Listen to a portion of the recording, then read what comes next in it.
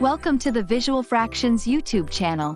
Today, we're here to assist you in converting 20 gallons to liters. First, let's recall the conversion factor.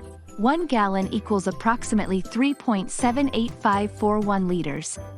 To convert gallons to liters, simply multiply the number of gallons by this factor. For instance, if you have 20 gallons of water to convert, multiply 20 by 3.78541 to get approximately 75.7082 liters. That's it. Your 20 gallons of water equal around 75.7082 liters. But what if you want to convert 20 liters of milk into gallons? Easy. To convert liters to gallons, divide the number of liters by the conversion factor of 3.78541. Suppose you have 20 liters of milk.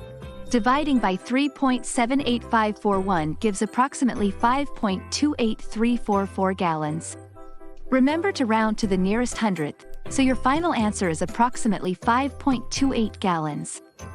And there you have it. Converting 20 gallons to liters and vice versa is straightforward once you grasp the conversion factor. With practice, you'll become proficient at switching between gallons and liters.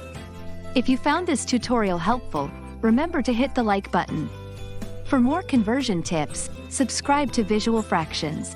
Thanks for watching, and see you in the next video.